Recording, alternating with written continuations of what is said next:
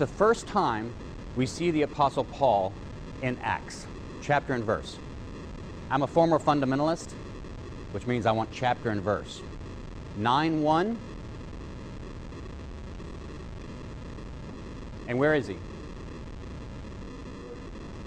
On the road to Damascus. He starts off in Jerusalem.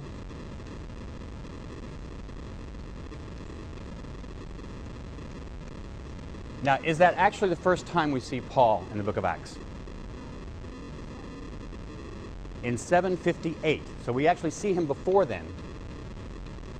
And where is he there?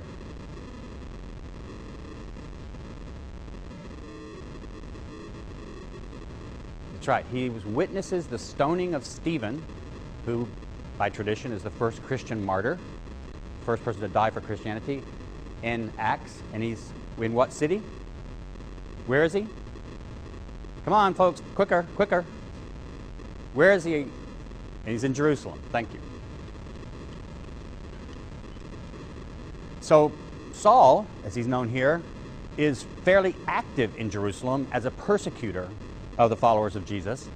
He causes several of them to be arrested. They know who he is. They would recognize him. He's got a reputation. So that's where the first time we see Paul is 758.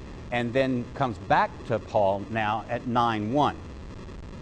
So after 9:1, when's the next time we see Paul in Acts?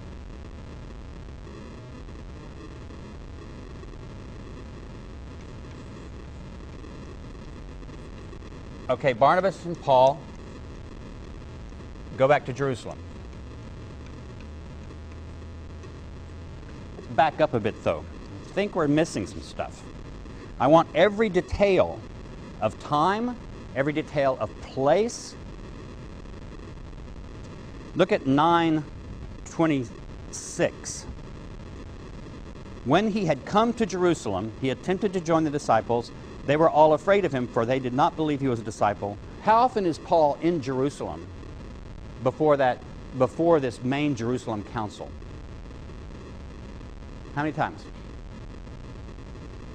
1, 2, 3, 4, 5. He's in Jerusalem 5 times before the general council that we sort of ended up our little narrative there. Now look at Galatians.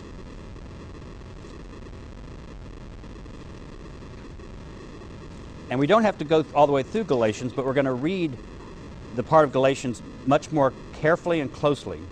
It's only basically the first 2 chapters that we need. And again, we're going to put the details up on the board because I want you to pay much closer attention to this than apparently some of you paid anyway.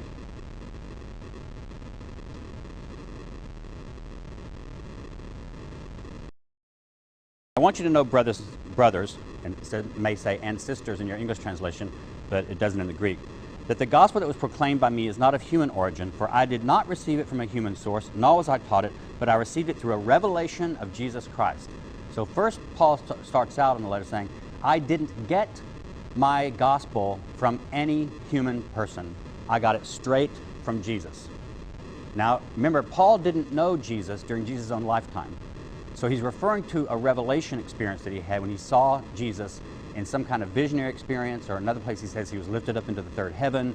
So we'll talk at some point about what kind of experience was this that Paul had, but that's where he got his gospel. You have heard, no doubt, of my earlier life in Judaism. I was violently persecuting the church of God and was trying to destroy it. I advanced in Judaism beyond many among my people of the same age, for I was more zealous for the traditions of my ancestors. But when God, who had set me apart before I was born, called me through his grace, was pleased to reveal him so that I might proclaim him among the Gentiles, I did not confer with any human being. Now, where is Paul at this point, according to his own statement?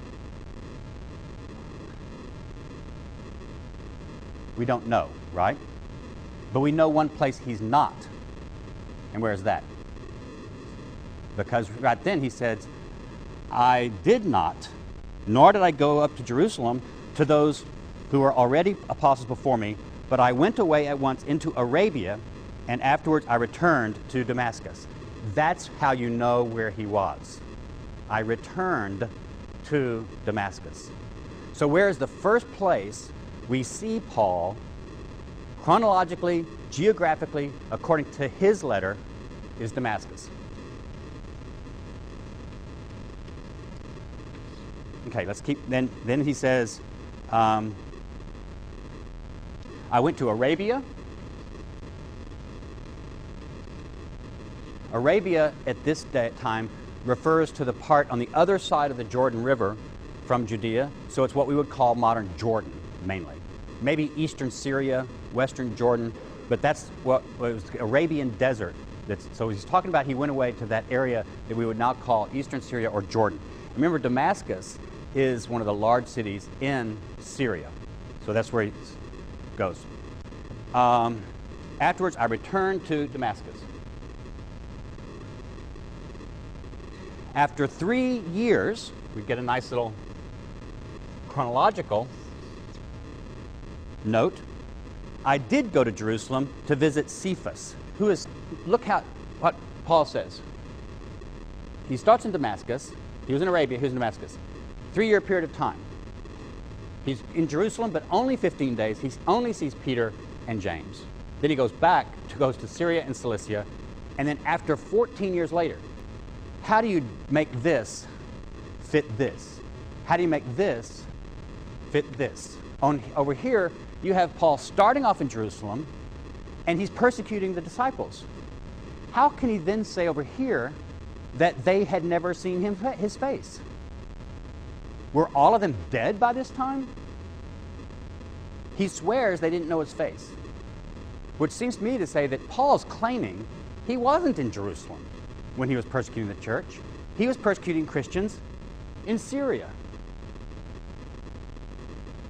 He was persecuting followers of Jesus in the Jewish diaspora, not in Judea at all. That's what Paul's claiming. And then he goes to Damascus. He goes to Jerusalem for 15 days, but only sees these people. And it's 17 years total is the first time he's seen publicly in Jerusalem by many different followers of Jesus. That just doesn't seem to fit here. Here he starts off in Jerusalem. He's in Jerusalem again. He goes to Damascus, but it seems like it's only a matter of weeks or months perhaps. He's in Antioch for a year. He goes back to Jerusalem. He's in Antioch for a year. He goes back to Jerusalem here. He's back to Jerusalem here, and back to Jerusalem here. He's in and out of Judea and Jerusalem all the time. Which one of these is accurate? Or do you believe that? Now, you can find really, really brilliant fundamentalists who believe that the Bible has to be historically and scientifically true in every one of its details. And you know what? They can kind of figure out how to harmonize all this. But it takes a lot of very brilliant work. It's much more likely, isn't it, that one of these accounts is more accurate than the other. Which one do you believe?